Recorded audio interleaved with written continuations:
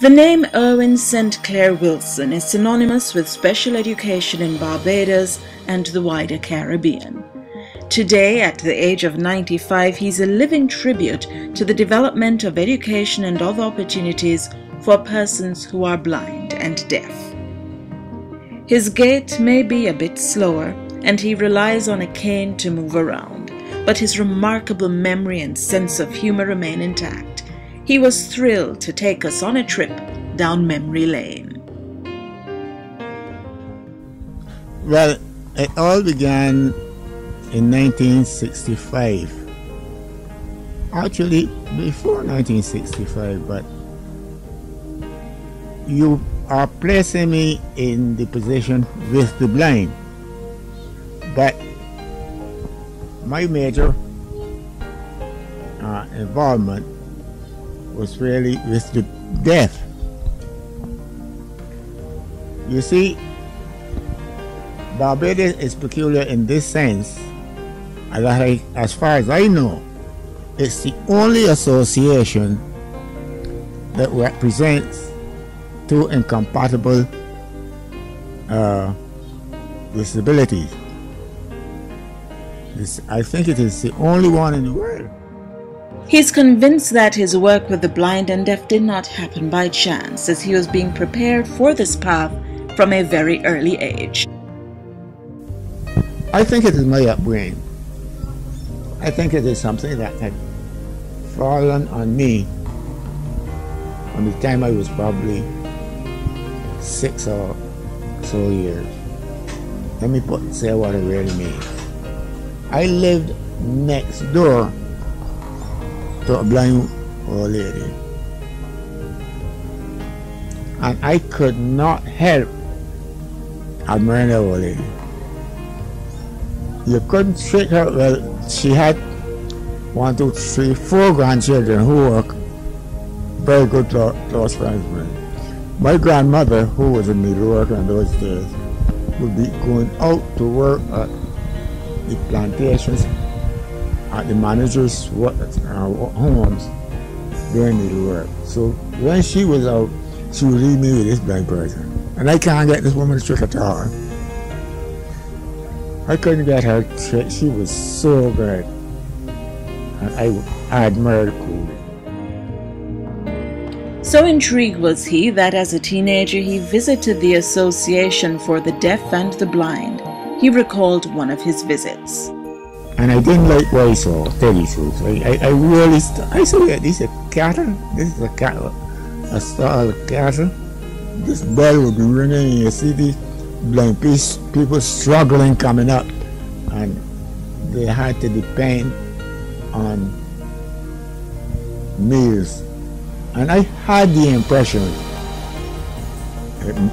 it might not be true, but it was just that I had the impression that it was leftovers from the general hospital that would come into there. And it used to make my stomach sick. And I decided I couldn't leave and give these people some of my time. He was so passionate about the plight of the disabled that he eventually studied special education at Manchester University in the UK. On his return in 1968, he noted that there was an increased interest in the disabled community. They apparently became interested because there were a number of people on the road blind people on the road begging, which was a really sad sight. And they decided that they would find residents to take them off the road. I would say that their concern at that time was more so welfare. Provide them with a place to be in during the day, provide them with a meal. So it was there, nothing to do, just get a meal, rest for the day, then home. The next step was that they thought that they should find something to do. The Lions Club came to the rescue, and with the help from government, a workshop was established, but this was for those over 50. There was a kind of stigma attached to the workshop because they thought that it was only there for old people. While the workshop was a blessing to many in the disabled community, there were challenges, and very soon it was suggested that younger people needed to be included. In order for this to happen, the older folk were sent home. We did it, as I would think, in a very kind way. Those who could still do some basket making or so, we would give them the material and let them do it at home. Cover that, they became friends, and so as to communicate, we got an agreement with the telephone company that we would pay, the blind person could pay $2, I think it was, $2 for a telephone, so that when they are at home, they could call up their other blind friend, and that was a companionship, so they knew everything. But the need for proper education was still of great concern. The school for the deaf had long been established, but what of the school for the blind and visually impaired? Thanks to the foresight of a contractor, that dream became a reality.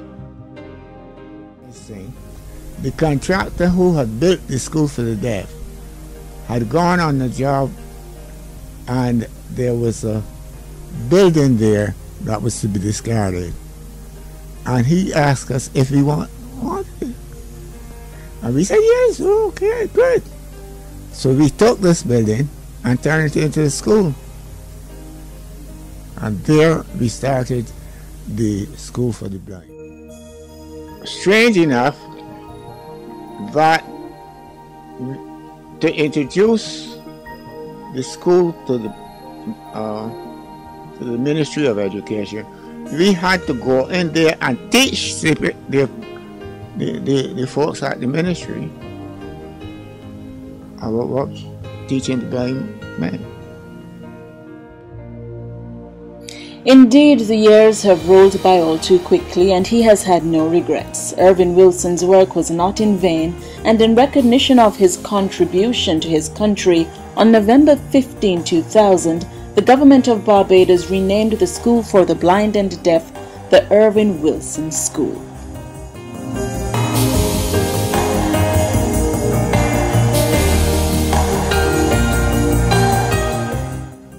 The association, I would say, and that this I mean blind and the deaf, has been part of me and is still part of me. Actually, I sometimes dream about it. I think my greatest highlight would be carry on going to the university. I had real satisfaction, and I feel real happy that what little I could have done, I did it. I tell people I did not do it for finance, for work. I did it because I loved to do it, and that I did it because I found pleasure.